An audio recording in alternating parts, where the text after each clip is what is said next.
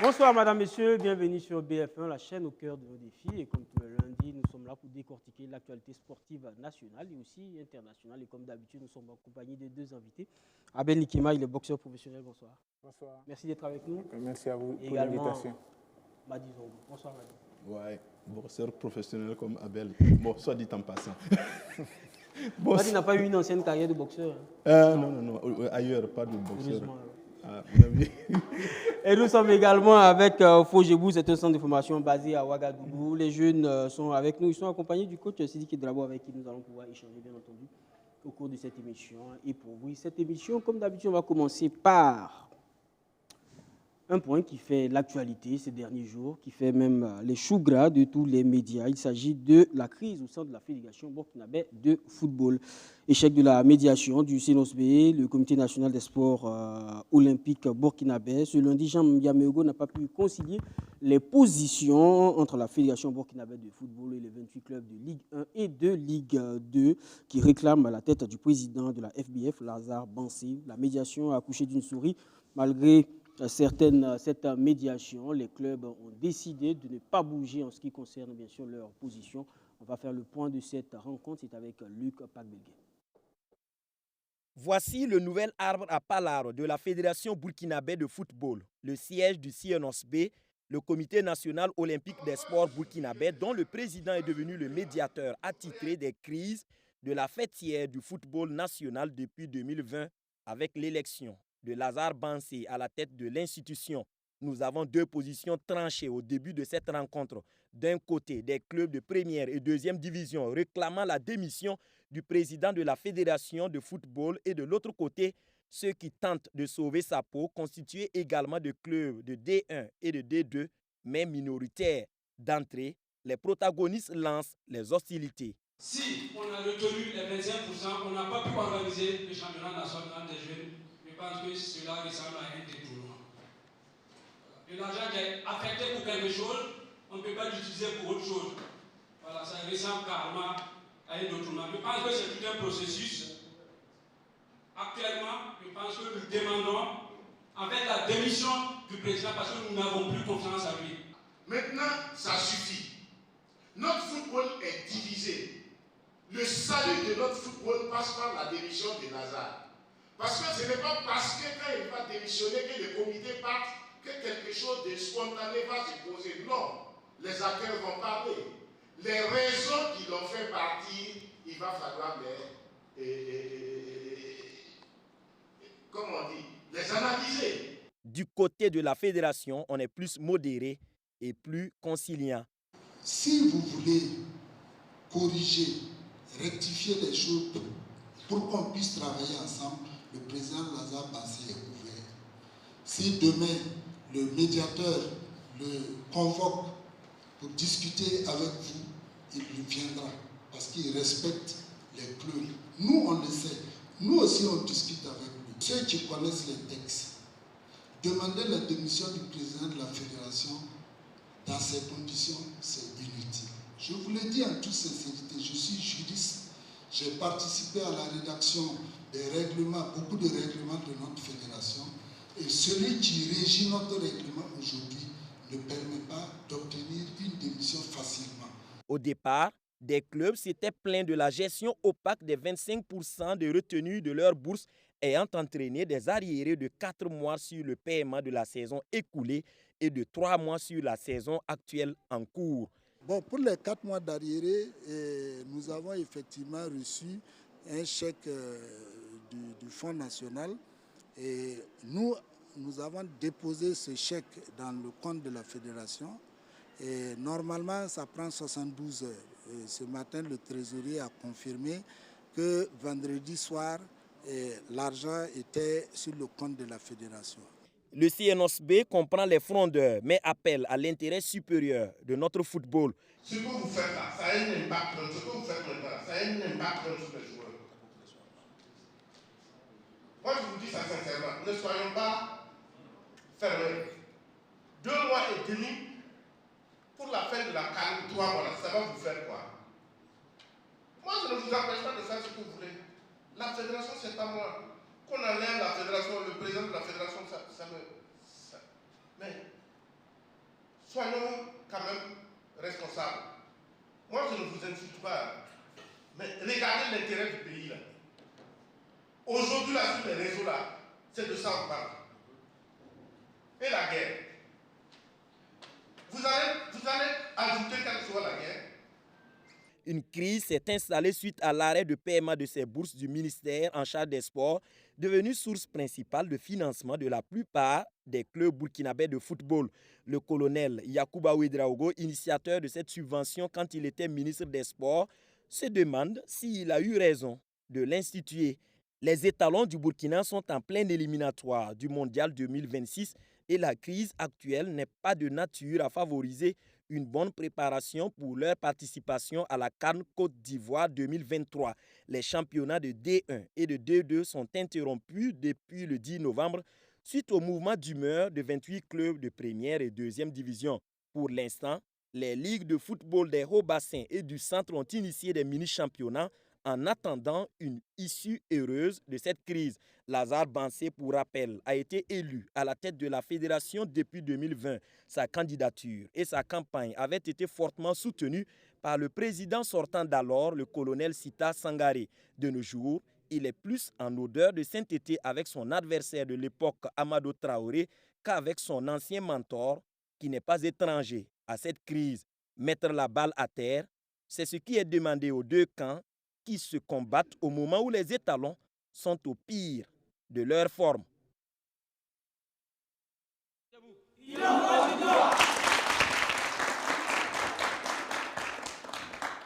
Et pour avoir donc une idée complète sur cette affaire qui fait couler beaucoup d'encre et de salive, on va écouter celui qui l'a institué, ministre des Sports à l'époque où cette bourse a été instituée, cette bourse de la discorde. Il est aujourd'hui le président du Salitas FC.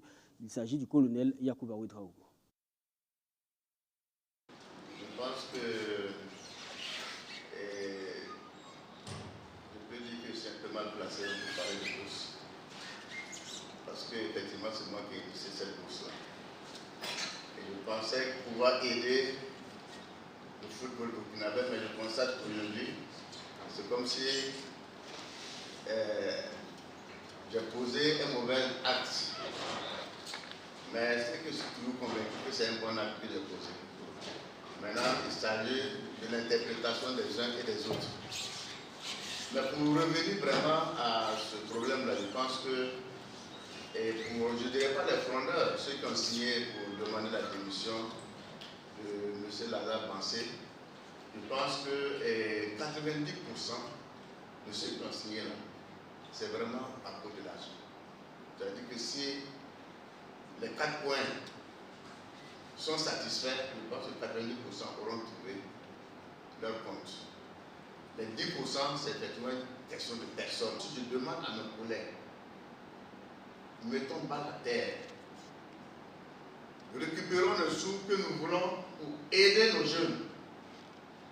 Maintenant, ils sont des personnalités là. Même si vous voyez dans la ville, vous savez.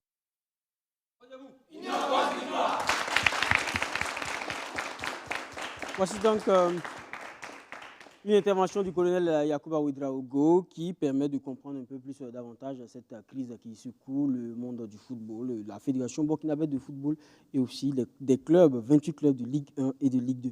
Alors Madi, normalement pour de l'argent on devrait tous être contents, mais bon, là on a beaucoup d'argent, 84 millions exactement.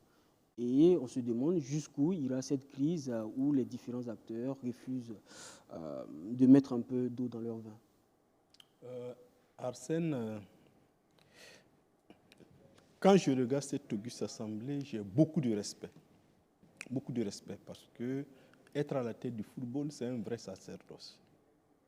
Mais là où je ne suis pas d'accord avec certains, c'est parce qu'ils semblent avoir peur de dire la réalité des choses. La réalité des choses, c'est quoi? La réalité des choses, c'est parce que ce n'est pas seulement l'argent qui semble être le problème.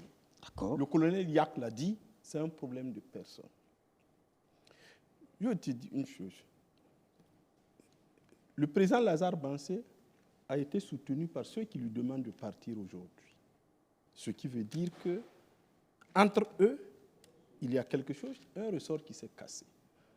Dites aux Burkinabés, voilà pourquoi nous ne voulons plus qu'il continue. En ce moment, le débat devient plus facile. Autrement, l'argent n'a pas été coupé en 2023. C'est depuis 2017 que les 25% sont coupés. Quelqu'un peut me dire que depuis 2017, des championnats de petites catégories ont été régulièrement organisés dans ce pays? Peut-être maintenant que la goutte d'eau a fait déborder le vase. Mais bien sûr, on a eu des arriérés de 4 mois la non, saison dernière. même les arriérés de 4 mois, même les arriérés de 4 mois dont on parle. Mais ces arriérés-là, c'est parce que l'État n'a pas été réglo. Ce n'est pas parce qu'on n'a pas organisé les championnats que ces arriérés sont arrivés, mais c'est parce que l'État n'a pas libéré l'argent. Puisque l'argent, c'est l'État qui coupait. Si l'État avait payé les 75% de façon régulière, on aurait peut-être réclamé les 25%, mais d'une autre façon. Mais ici, on a dit que c'est parce qu'on n'a pas donné les 25% que l'État n'a pas libéré. Or, on sait que ce n'est pas étranger. Depuis que le ministre Yak l'a institué, il y a eu le ministre Taïrou Bangré, il y a eu Daouda Azupiou, il y a eu Dominique Nana, il y a eu Drabo, il y a eu Sirima jusqu'à aujourd'hui. Aucun ministre ne peut dire que la bourse des clubs a été régulièrement payée jusqu'à cette année. Même si elle n'est pas régulièrement payée, oui. On va dire, parfois on se dit, au moment où on reçoit, il faut peut-être libérer l'argent. Parce que si on a pris on a donné 75% au club et qu'on a promis qu'avec les 25%, on allait organiser des championnats de petites catégories. Finalement, si Lazare Bansé et son comité exécutif retiennent l'argent et que ce n'est pas les championnats de petites catégories ne sont pas organisés, finalement, c'est peut-être eux qui donnent le bâton pour se faire foutre. Mais ça, je suis parfaitement d'accord que si la petite catégorie n'a pas été organisée, il fallait peut-être rembourser l'argent et ne pas attendre qu'on réclame. Ça, je suis parfaitement d'accord que là, la fédération a dû peut-être faire une erreur d'appréciation. Mais dès lors que l'argent a été remboursé, moi je ne défends pas la position de la Fédé, ce n'est pas mon problème, parce que c'est entre eux là-bas. Je toujours dit, quand vous faites votre bagarre là, faites votre bagarre entre nous, ne mettez pas quelqu'un d'autre. Dès lors que l'argent a été remboursé, les 75%, on a promis qu'on va payer. Je pense qu'il y a une base de discussion maintenant. Maintenant, là où on dit, si on demande le départ du président parce que la confiance est rompue, moi je ne sais pas c'est quel genre de confiance, puisque c'est eux qui se parlent entre eux là-bas. Et nous, médias, c'est quand ils sortent nous dire là qu'on entend. Donc, sans doute, est-ce qu'il y a des accords secrets entre la fédération et les clubs qui ne sont pas respectés? C'est ça que je voudrais qu'on nous dise réellement. Parce que l'argent là ne peut pas être la raison pour laquelle on demande le départ du président. Il y a autre chose. Et c'est cette autre chose-là que les gens doivent avoir le courage de dire. On a dit le jour de l'accouchement, il n'y a pas la honte. Il aurait fallu dire devant le médiateur, on a l'argent, mais parce que on n'aura pas une confiance tout simplement parce qu'on ne s'est pas dit bonjour. D'accord. Sidiki Drabo, vous êtes dirigeant du club, D3 je crois. Finalement, comment vous appréciez? Est-ce que, comme Madi le disait, il y a peut-être prise de confiance entre les clubs de D1, les 28 clubs de D1 et de D2 et Lazare Bansé, mais on a l'impression aussi que quelque part, Lazare Bansé aussi et son comité n'ont pas bien géré les choses et que finalement, ils sont en train de demander sa démission. On ne sait pas s'ils vont l'obtenir, mais qu'est-ce que vous pensez exactement de cette situation? Ok, merci bien, mon frère. Et avant de répondre à cette question, j'aimerais quand même vous transmettre les salutations de la direction du FOGEBOU, à la personne de son président, M. Nianou. Et revenir à cette question, je dirais que, en fin de compte, nous, acteurs, je me demande réellement quel est le problème. Parce qu'au départ, c'était un problème de sous. Et je pense que le fonds a décidé de régler ce problème-là. Mais à partir du moment où ce problème est réglé, moi je pense que dans les normes, on doit permettre au football de continuer.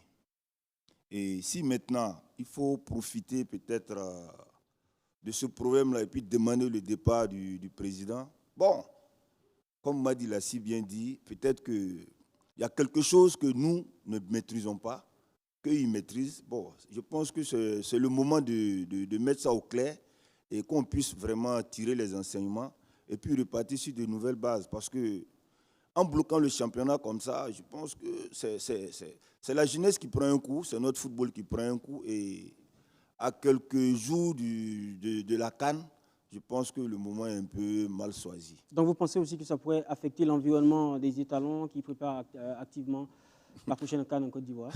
D'une part, je dirais non, mais d'une part, je dirais oui. D'accord. Imaginez par exemple la dernière sortie des étalons seniors. Supposons que ce match se terminait par une défaite. Pensez-vous que peut-être que ça n'allait pas avoir un impact sur ce qui est en train de se dire? Et moi, je pense que nos dirigeants du football, ils n'ont qu'à essayer de quand même réviser leur copie. Et puis, pour l'intérêt réellement du football burkinabé, et c'est dire les vérités, et pour que ce football-là puisse repartir sur de nouvelles bases. D'accord. Merci Sidiki Drabo. Alors, on est avec en plateau aussi avec quelqu'un qui est du sport, mais pas du football forcément, avec Nikema, boxeur professionnel. On est très content de vous avoir. Je crois que ça fait la deuxième fois qu'on vous a sur le plateau. Alors là, vous revenez d'un combat qui a eu lieu au Ghana, déjà soldé par une victoire. Oui. Félicitations. Merci bien. Et déjà, qu'est-ce que cette victoire-là permet? Oui, merci pour la parole. En fait, ce combat comptait pour un combat de qualification pour la ceinture WBO Africa. C'est un combat qui devrait se faire à 10 combats, 10 combats sur BoxRec et avec 8 KO. Voilà. Et moi, je suis à 10 combats et 9 KO. Je pense que j'ai rempli les conditions. Donc, ce combat m'a permis, voilà, effectivement, de me qualifier, voilà, d'être le challenger numéro 1 dans ma catégorie pour la conquête de cette ceinture-là. Une ceinture qui est classée sur la version mondiale. Voilà, c'est WBO Africa qui est classée sur la version WBO mondiale. Voilà, donc, si j'arrive à aboutir à cette ceinture, ça va me permettre de me placer aussi sur le rang mondial, voilà, et pousser pour atteindre le sommet comme c'est l'objectif. D'accord. Le combat n'est pas encore prévu, hein? Non, le combat n'est pas encore prévu, mais il y a un délai qui est déjà fixé parce que dès que tu es qualifié, tu as un délai de 6 mois, voilà, pour être prêt pour pouvoir aller à la conquête. D'accord. Voilà. On revient avec vous pour, bien entendu, mieux comprendre comment ça se passe avec vous du côté de votre carrière. On va parler maintenant de ce reportage qui nous permet le reportage que nous avons précédemment passé, il nous permet de saisir la perche et de parler de la subvention en question, cette subvention de l'État burkinabé dans le milieu du sport. On peut dire que pendant longtemps, les clubs et les fédérations ont été biberonnés à l'argent public et cela a eu pour conséquence une trop grande accoutumance des fédérations et des clubs aux fonds publics, à tel point que certains prédisent la mort de certains clubs et fédérations si les subventions venaient à être coupées. Dans un contexte où les ressources sont de plus en plus rares, n'est-ce pas maintenant le moment de changer de paradigme? On suit ce reportage, il est signé avec la voix de Madina Sino. Le financement du sport a été depuis assuré par le budget de l'État. Alors que certains pays plus nantis s'étaient désengagés du financement des clubs, le Burkina Faso, lui, est resté dans le cadre du mécénat allant jusqu'à soutenir les clubs de football dans le paiement des salaires des joueurs. Ce qui était considéré au départ comme un simple soutien est devenu le fondement budgétaire des clubs. Et même au ministère, on n'arrive pas, nos bourses là ne viennent pas. Ça fait 5 ou 4 mois comme ça que le ministère n'arrive pas à nous donner. Quelle que soit la discipline, toute sortie est soumise au financement de l'État. Même le budget que nous avons, il est très difficile d'organiser le championnat national. N'en parlons pas de sortie pour des compétitions extérieures. Donc, ça dépend du ministère des Sports, de la Jeunesse et de l'Emploi que nous puissions sortir. Pour assurer le financement du sport, dans la loi de finances de 2014, il a été institué une taxe sur le chiffre d'affaires des sociétés de téléphonie mobile. 60% de cette ressource, estimée à 4 milliards de francs CFA, était reversée au Fonds national pour la promotion des sports et des loisirs. En 2016, La part du fonds est tombée à 38%, soit une diminution de 22%. Confronté au terrorisme depuis 2015, le sport est devenu depuis un élément presque dérisoire. Vous ne pouvez pas aujourd'hui demander à l'État tout le temps de mettre tout sur la table. L'État doit soigner les malades, l'État doit créer des écoles, l'État doit donner de l'argent pour lutter contre le djihadisme. Quand tu fais le mélange de tout ça, le sport devient quelque chose de dérisoire. Le Burkina est en insécurité, nous sommes en guerre. Il y a donc aujourd'hui les questions financières qui se posent de façon vraiment sensible. Donc, au regard d'un certain nombre de choses, nous pensons que c'est réellement les questions d'ordre politique liées donc à cette question de la guerre qui a amené donc le gouvernement burkinabé à prendre cette décision. Aux difficultés de l'État, la contribution du secteur privé à l'image de Salitas ou de Raimo est à encourager. On ne peut plus faire le sport comme il y a 30 ans. Le sport doit avoir aujourd'hui une nouvelle vision, une vision prospective. Le sport n'est pas seulement du sport, le sport est devenu du business. Je veux entraîner d'autres privés qui sont passionnés à venir participer à l'érégion aux nouveaux hommes dans le management du sport. Faut-il craindre que les clubs revoient leurs ambitions à la baisse dans les compétitions nationales? Le club qui se crée a pour ambition d'être à la tête effectivement du championnat dans lequel il évolue. Donc aujourd'hui, le comportement devrait nous amener à comprendre que ce que nous créons aujourd'hui devrait avoir aussi quand même une vision. C'est pour ça qu'il n'est pas question aujourd'hui que nous soyons dans une certaine mélancolie. Le Burkina Faso compte plus de 30 fédérations sportives qui comptent toutes sur le soutien de l'État pour mener leurs activités.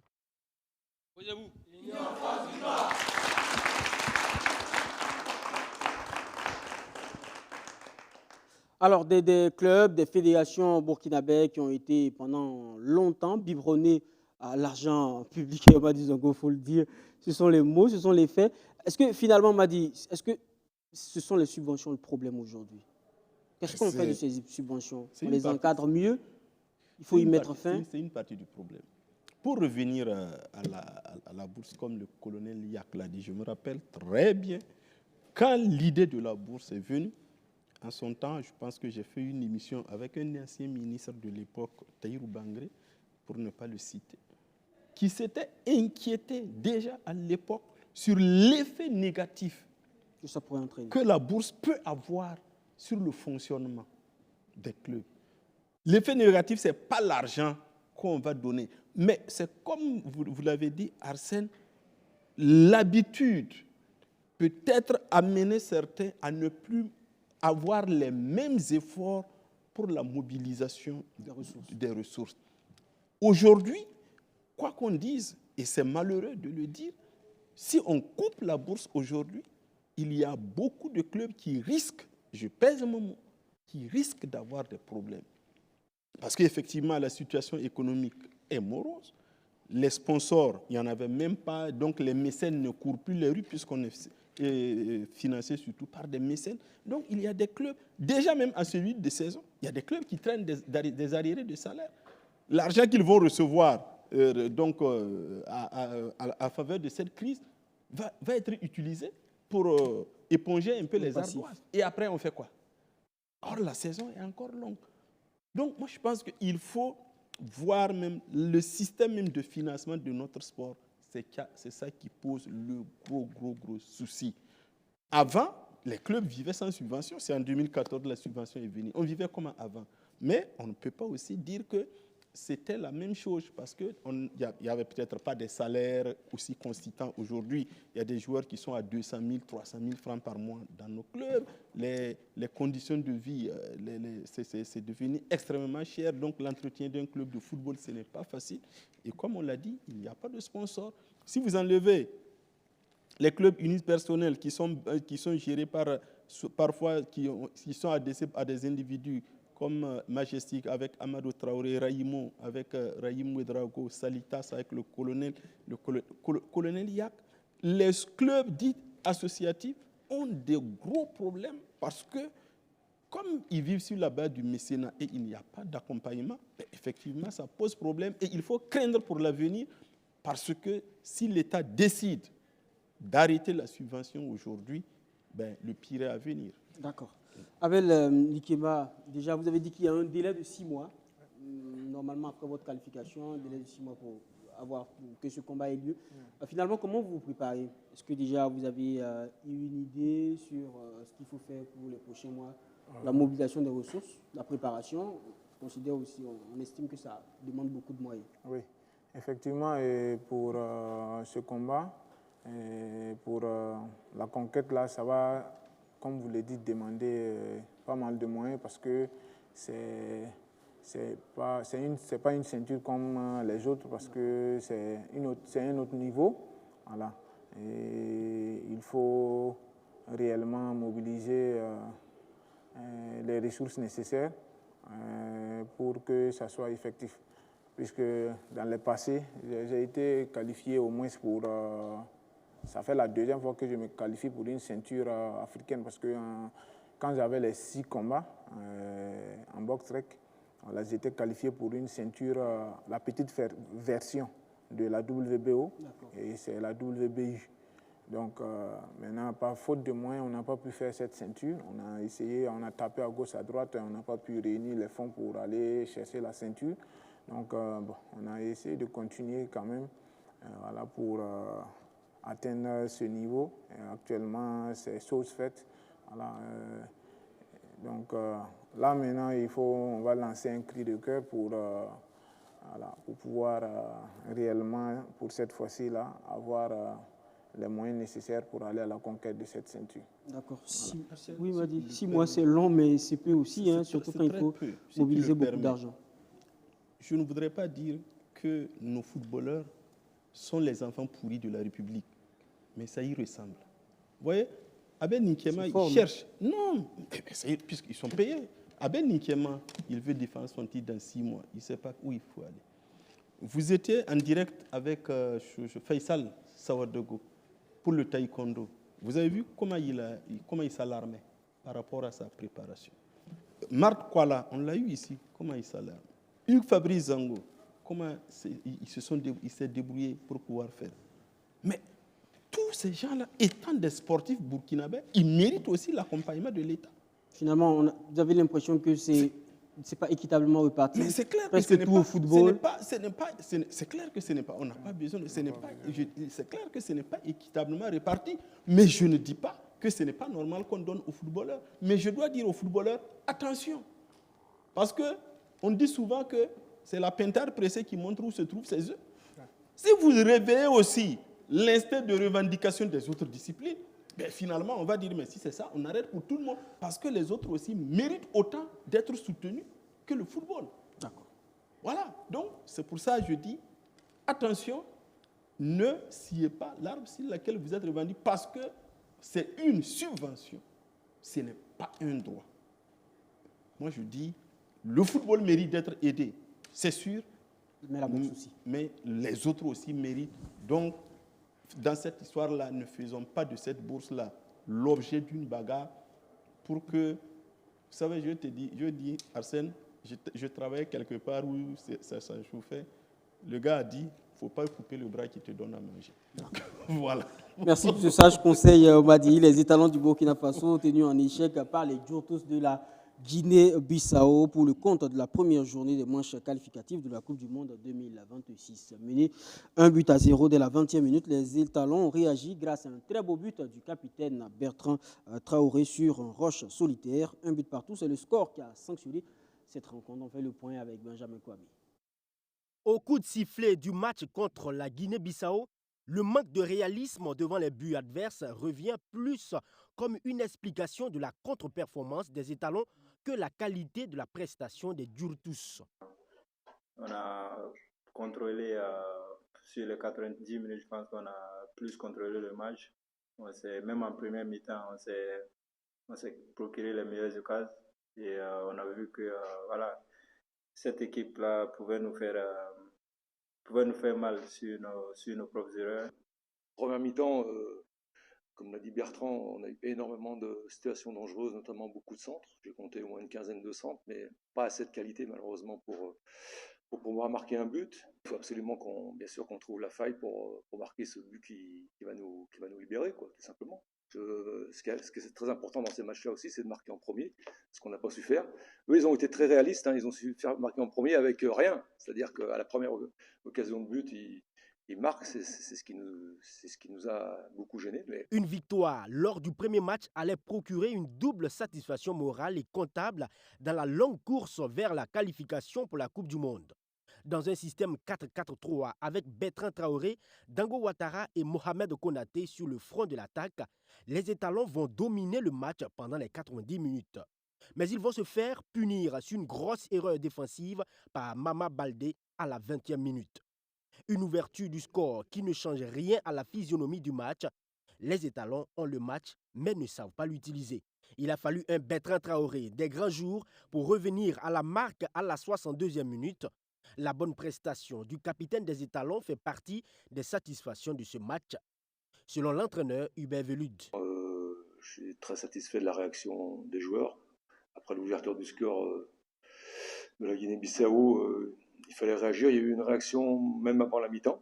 Bertrand, c'est son premier match depuis le match du mois de juin de Cap-Vert. Donc ce qu'il a fait, physiquement, c'est déjà miraculeux d'aller jusqu'à 10 minutes de la fin. Pour réaliser le rêve américain, il va falloir plus de discipline tactique dans le jeu des étalons. Les étalons ont donné l'impression d'être tombés dans le piège de l'adversaire en butant systématiquement sur son mur défensif. Le tout n'est pas de tenir le ballon, mais il faut être efficace dans les deux surfaces de réparation pour éviter d'encaisser des buts faciles et être suffisamment réaliste pour mettre la balle au fond des filets adverses. La prochaine sortie des étalons est prévue pour le 20 octobre face aux Warriors d'Éthiopie dans le cadre de la deuxième journée des éliminatoires de la Coupe du Monde 2026. Fait. Posez-vous.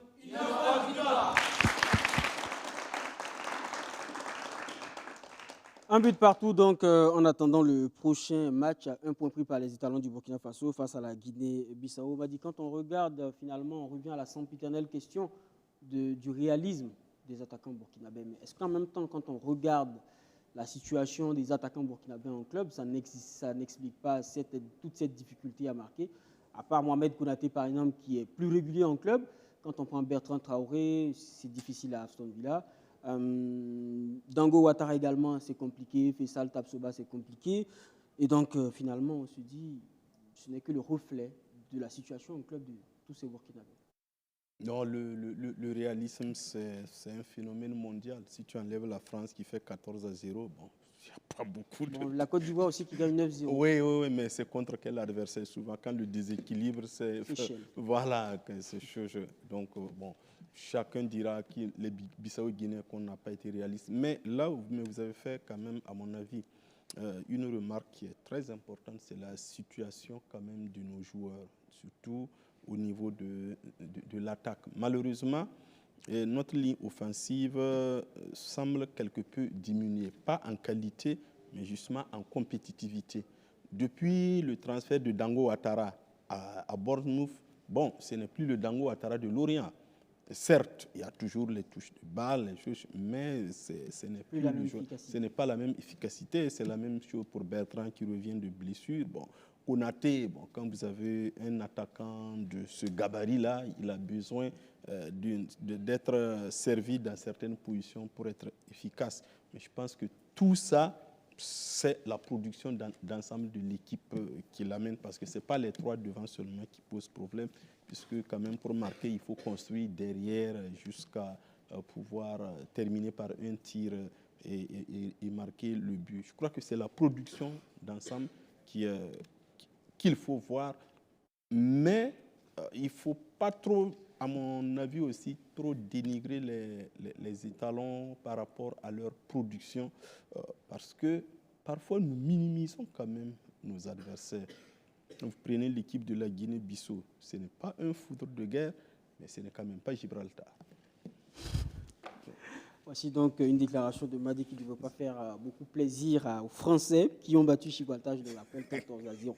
Alors pour le compte de la deuxième journée des éliminatoires de la Coupe du Monde 2026, le Burkina Faso va affronter l'Éthiopie ce 21 novembre à El Jadida du côté du Maroc. Après le match nul face à la Guinée-Bissau, le Burkina Faso a pour ambition de rectifier le tir en prenant 3 points face aux Éthiopiens.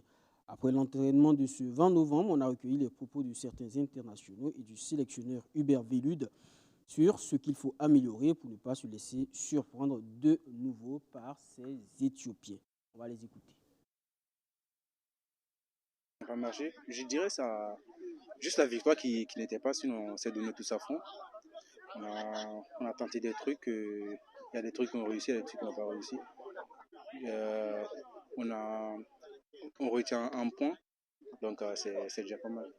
Le plus important, c'est de se créer des occasions. Ce qu'on arrive à faire, on arrive à se créer des occasions. On va continuer à se créer des occasions et par fin, on sera efficace. Le premier match, on n'a pas pu avoir ce qu'on voulait, mais bon, les 1 point aussi sont pas mal. Voilà, donc le match qui vient, c'est impératif pour nous. On le sait et depuis, on est déjà concentré pour le match. Et je pense qu'on va essayer de tout donner encore plus que le match passé pour prendre les 3 points. Oui, bien sûr. C'est, vu le résultat du match, ça montre qu'il y a quelque chose qui n'était pas là. Voilà, c'est le but. Et on le sait tous, mais bon, comme je l'ai dit, là on est encore plus concentré et on a déjà fait une séance vidéo, on a vu ce qui n'a pas marché et tout, c'est qu'on pouvait faire encore mieux pour améliorer le jeu et devant les buts et tout. Voilà, je pense que le match prochain, on va essayer de mieux faire. Oui, on a beaucoup travaillé depuis le dernier match pour trouver cette solution, donc voilà, il y a encore du travail aujourd'hui par rapport à ça. Également beaucoup de travail d'observation, de vidéo aussi, de consignes à donner peut-être pour les attaquants. Voilà, il faut qu'on rectifie ce qui n'a pas été, tout simplement, pour gagner ce match. Voilà, il ne faut pas oublier non plus, faut pas parler non plus que de l'attaque. Hein. C'est tout un groupe qui a fait match nul le premier match. Hein. C'est tout le monde responsable. Donc il ne faut pas tout mettre non plus sur le dos de l'attaque. C'est un vrai groupe et tout. On doit réagir tous ensemble, tout simplement.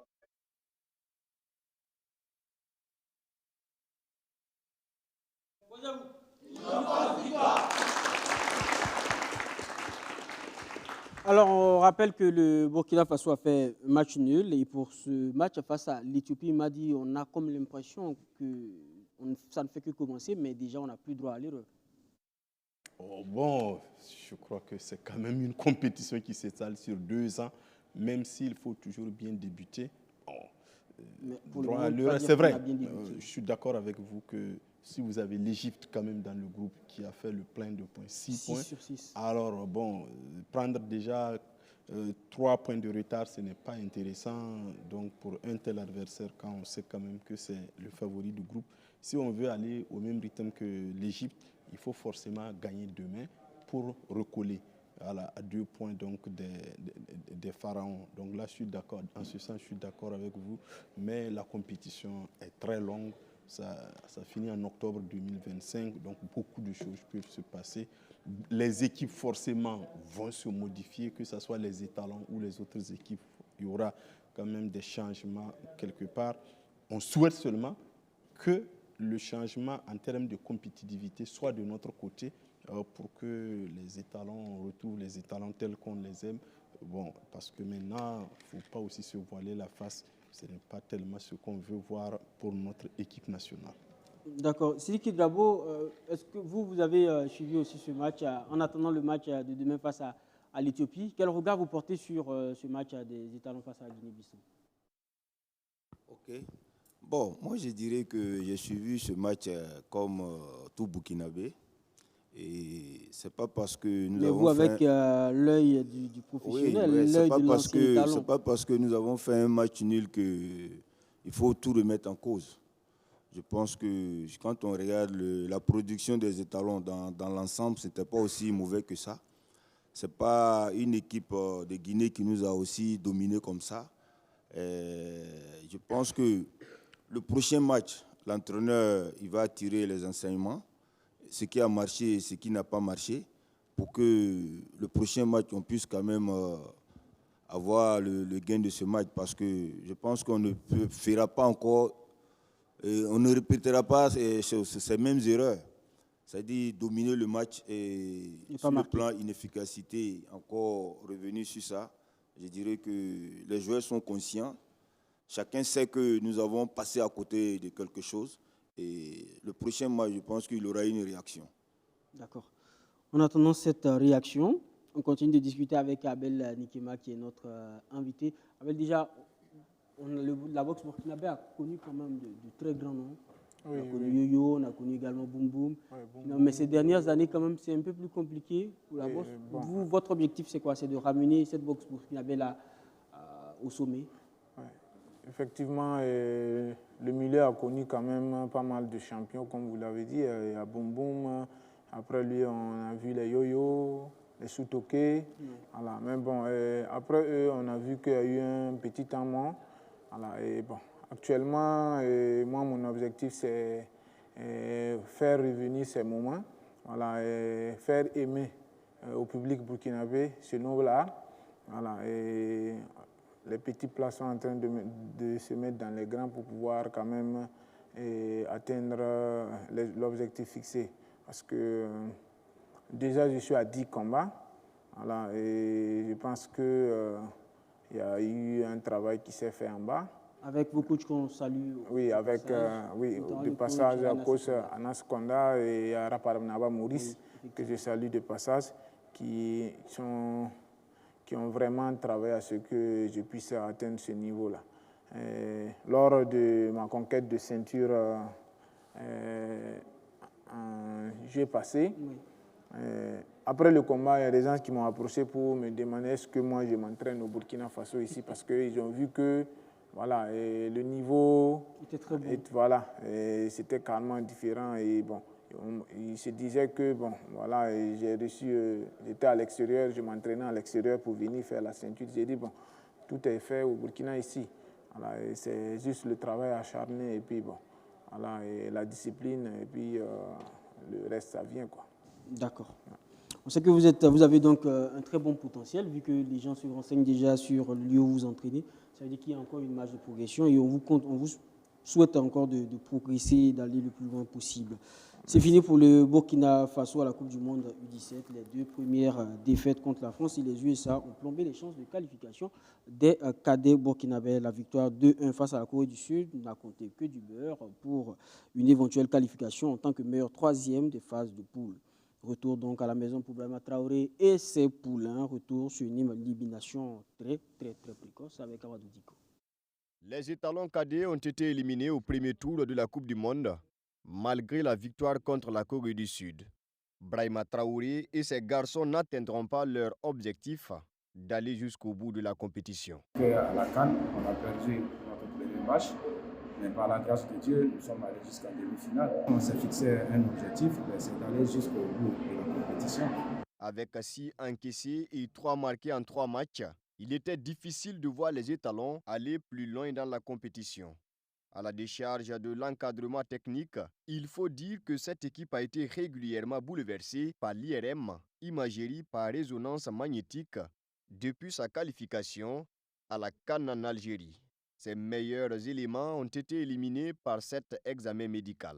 Brahima Traoré a été obligé de faire régulièrement appel à de nouvelles têtes pour compenser les départs. Le sempiternel manque de compétition de jeunes n'a rien arrangé dans sa préparation. Pendant le long séjour au Maroc, les matchs amicaux ont été contre des équipes de bambins, soldés par des scores de tennis. Les étalons n'ont pas pu bien se jauger avant d'affronter des nations comme la France ou les États-Unis qui ont des systèmes de formation mieux élaborés. Sur les pelouses indonésiennes, les déclarations martiales n'ont pas suffi pour battre des mômes qui avaient plus l'art que la parole. Cette 4e participation de la Coupe du Monde n'est cependant pas la plus mauvaise dans l'historique du Burkina. En 1999, en Nouvelle-Zélande, les étalons ont été éliminés au premier tour avec 4 points, soit une victoire, un nul et une défaite. 4 buts marqués et 4 buts encaissés. En 2011, à Trinidad et Tobago, ils ont fini 3e, derrière la France et le Nigeria. Deuxième du groupe C, derrière l'Argentine, avec 5 points, les étalons ont battu le Costa Rica en quart de finale, 2-0, avant de tomber devant le Nigeria, 1-0, en demi-finale. Devant 25 000 spectateurs, ils ont battu l'Argentine 2-0 pour la 3e place. La plus mauvaise participation du Burkina a eu lieu en 2011 au Mexique.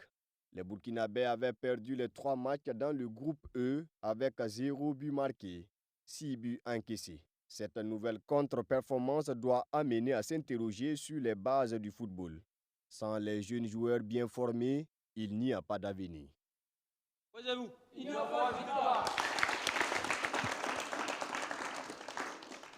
Alors bon, deux défaites, une victoire pour les Italiens à cette Coupe du Monde U17. Madi Zongo, finalement, on se demande qu'est-ce qu'on retient de cette équipe, parce que quand même, c'est une équipe dans laquelle il y avait beaucoup d'espoir aussi, de pouvoir au moins passer les phases de poule. Mais on a l'impression aussi qu'il y a cette IRM-là qui était un peu comme l'épée de Damoclès qui a vraiment bouleversé beaucoup de choses. Ben, je crois que c'est l'actualité qui nous rattrape et il faut reconnaître qu'effectivement, aujourd'hui, on ne peut pas vouloir jouer les compétitions de petite catégorie à ce niveau-là sans avoir une base de formation solide. Parce que la différence entre avant et maintenant, c'est quoi? Quand vous prenez en 1999, le Burkina, les 11 titulaires venaient pratiquement d'une seule équipe, c'est Planète Champion, puisque c'est eux qui avaient joué la finale en 1989 en Guinée contre le Ghana, où ils avaient perdu devant les Francamanquois et autres. C'est la même chose au Mexique, à Trinidad et Tobago. C'était pratiquement les joueurs d'un seul centre, Planète Champion. Maintenant, vous retrouvez à recruter les joueurs un peu partout parce que justement, il y a beaucoup de centres de formation. Et pour nous réarranger, il y a l'IRM qui est venu rentrer dans la danse. L'équipe qui a qualifié le Burkina à l'UFOA B pour la CAN, si cette équipe était restée, ben, le Burkina allait forcément, je ne dirais pas, sans manquer du respect aux autres, on n'allait pas sortir au premier tour parce qu'elle était de meilleure qualité, elle avait des joueurs. Mais tous ces cadres ont été décimés par l'IRM. Il fallait pratiquement, si je ne m'abuse, c'est peut-être la deuxième ou la troisième équipe que Brahima Traoré a formée qui allait jouer. Donc il était difficile d'avoir de bons résultats. En plus de la préparation, franchement, le long séjour au Maroc a été intéressant, mais les sparring partenaires quand même laissé à désirer. Donc à mon avis, je pense que c'est peut-être les leçons qu'on peut tirer de cette participation des étalons cadets, mais sans tout jeter par la fenêtre, parce que quand même, il y a certaines têtes qui ont dû se faire remarquer. D'accord. Sidiki Drabo m'a dit parler tout à l'heure de l'encadrement. Et l'encadrement en question, c'est comment faire pour que ces jeunes-là, on puisse les retrouver le plus haut possible. Finalement, c'est ce que vous essayez de faire du côté de Fougebou. Comment ça se passe déjà avec l'encadrement de vos jeunes? Moi, je pense que d'abord, cette élimination des cadets au mondial, déjà être au mondial, c'est déjà une satisfaction. Parce que c'est le monde qui se retrouve là-bas. Et si le Burkina se retrouve là-bas, ça veut dire que nous sommes parmi déjà les meilleurs. Et on aurait peut-être dû faire mieux. Maintenant, on a passé à côté. Je pense que c'est l'occasion de mettre les petits plats dans les grands et puis essayer de réviser notre façon de faire, c'est-à-dire surtout la formation. Mettre beaucoup d'accent sur la formation pour que toutes ces équipes, tous ces centres de formation qui s'y donnent à la formation puissent être quand même sur la même longueur d'onde, parce que quand vous regardez ces jeunes qui ont joué la Coupe du Monde, beaucoup viennent des centres un peu huppés. Alors qu'il y a certains centres qui ont aussi quand même des joueurs de qualité, mais ils ne sont pas vus. Donc c'est un peu revoir tout. Et c'est vrai, on est éliminé, mais il ne faut pas tout remettre en cause. faut pas tout remettre en cause. Moi, je pense qu'il faut garder ces jeunes-là, continuer à travailler avec eux et continuer à former d'autres. Parce que quand vous regardez un peu la philosophie du football burkinabé, moi, je me dis que souvent, je me demande pourquoi même créer une équipe nationale cadette, pourquoi créer une équipe nationale junior. Parce que chaque année, on part à une compétition. Quand on est éliminé, ces jeunes-là, on ne les retrouve plus. Et là, je lance quand même un appel à la fédération de vraiment tout faire garder ces jeunes-là. Parce que quand vous prenez les autres pays, vous les voyez en cadet. Ils vont à la Coupe du Monde ou à la Coupe d'Afrique. Vous les retrouvez encore en junior. Dans 6 ans, vous allez les retrouver en senior. Mais nous, 2 ans, c'est trop, 3 ans. Ils ont disparu. Vous ne les retrouvez même plus sur le plan footballistique. Et une fois, je me suis amené à dire sur le plateau ici, j'ai dit la génération de Bertrand qui ont joué la Coupe du Monde, en dehors de Bertrand qui a eu la chance de se retrouver à Chelsea, les autres sont où aujourd'hui? Donc, il faut revoir même notre façon de faire. Il faut revoir notre copie sur le plan de la formation. D'accord. Il faut encore garder ces jeunes-là et leur inculquer encore beaucoup sur le plan de la formation. Okay. Ils pourront nous apporter quand même demain des lauriers. Merci bien. Les étalons dames seront-elles à la CAN féminine Maroc 2024? Question pertinente car pour le dernier tour qualificatif, elles font face aux Bayana d'Afrique du Sud qui sont championnes donc en titre pour escalader la montagne sud-africaine. Pascal Sawadogo, le sélectionneur national, a sa petite idée et il ne veut pas partir en victime résignée. Archibald Boy. Les étalons dames ont rendez-vous avec l'Afrique du Sud le 30 novembre prochain à Yamoussoukro en Côte d'Ivoire pour le match aller du dernier tour qualificatif de la Coupe d'Afrique des Nations 2024. Championne d'Afrique en titre, pas besoin de dire que les Bayana sont une bonne équipe. Bon, c'est une équipe expérimentée. Le football féminin sud-africain a même explosé même avant le football masculin de certaines équipes nationales en Afrique. Donc c'est une équipe expérimentée, ils ont des ailières qui vont vite. Mais comme je dis, c'est l'actualité du moment qui fait l'équipe. Donc il y a le passé, mais il y a aussi le présent. Mais nous, si on ne parle pas en victime résignée, je pense que David peut gagner Goliath. Pour participer pour la deuxième fois à la plus grande fête du football féminin, il faut battre l'ogre sud-africain. Pascal Sawadogo compte appliquer cette philosophie de jeu qui met en avant les qualités des joueuses burkinabais. On a une philosophie de jeu axée sur le jeu en bloc, contre-attaque, attaque rapide. On n'est pas trop fort en attaque placée. Et d'autant plus qu'on joue contre un grand, il ne faut pas se découvrir. Donc nous serons déjà dans notre tempo. On va faire un bloc médian ou un bloc bas. Surtout que dans les grandes équipes, souvent il y a des moments de flottement. Soit les équipes, les filles sont un peu fatiguées, on est en train de faire une phase de transition et dans ça, on peut avoir une place ou un coup à jouer. La Confédération africaine de football a cité les étalons dames comme prétendantes au titre de meilleure équipe de l'année 2023. Pour le sélectionneur national, c'est une reconnaissance du travail abattu et ce sera une motivation supplémentaire dans la double confrontation avec les Sud-Africaines. Bon, pour moi, c'est d'abord des sentiments de joie parce que, comme on dirait à la CAN au Maroc, nous partons d'abord pour jouer, d'abord pour les Burkinabés, pour leur dire qu'ici, il y a des filles qui savent jouer au ballon. C'est une motivation supplémentaire, même pas pour les filles, même pour les autorités. Nous, au Burkina, ce n'est pas à cause de nos moyens qu'on gagne les gens. Le Burkinabé, c'est quelqu'un qui s'en sort plus dans l'adversité que dans l'opulence. Donc nous, on est dans des conditions modestes. On joue sur des terrains gras. C'est même pas évident qu'on puisse avoir les 3 repas par jour. Mais le football, le ballon est rond pour tout le monde. Ce n'est pas la qualité de la chaussure, la pelouse qui compte. C'est l'engagement qu'on a dans le cœur.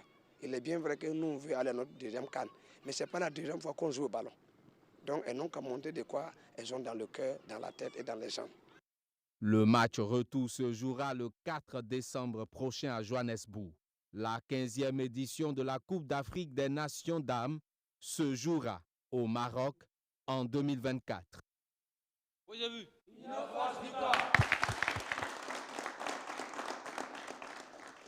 Et donc voilà qui met fin à notre émission du jour. On m'a dit on était très content de vous recevoir. Ouais, malheureusement. Bon, il y avait beaucoup à dire, hein, surtout sur cette crise-là. Ah oui, mais bon, je pense que... Un dernier mot avant qu'on continue. Non, je pense qu'on va souhaiter seulement, très franchement, que les acteurs du football pensent d'abord au football. Parce que nous, ça fait, je t'assure que Arsène, si je n'ai pas maigri, mais j'ai quand même pris beaucoup de paracétamol parce que le week-end, je n'ai pas encore eu de ballon pour regarder. Franchement. D'accord. On va souhaiter que vous n'ayez plus besoin de paracétamol. Merci. Et ça, c'est si on reprend le jeu. Abaka Sidiki Drabo, un dernier mot avant qu'on se quitte. Non, pas de dernier mot. Peut-être le dernier mot, ça veut dire qu'on va arrêter. Non, moi, c'est d'abord... D'accord. Un mot de fait alors. Voilà, merci. Merci de nous avoir... Oui, bien sûr. Mais ça va finir par arriver. Merci de nous avoir invités sur votre plateau. Et encore une fois, c'est dit qu'il faut que ces dirigeants-là, vraiment, ils se retrouvent et que chacun ici de mettre un peu d'eau dans son vin pour que le football burkinabé quand même sorte grandi dans cette crise-là. D'accord. Merci à vous, Abouaka Sidiki Drabo. Abel Nikima, merci d'être passé. Oui. Vous avez peut-être un dernier mot à dire. Oui, voilà. Moi, c'est lancer un appel parce que j'ai deux projets phares pour ma carrière.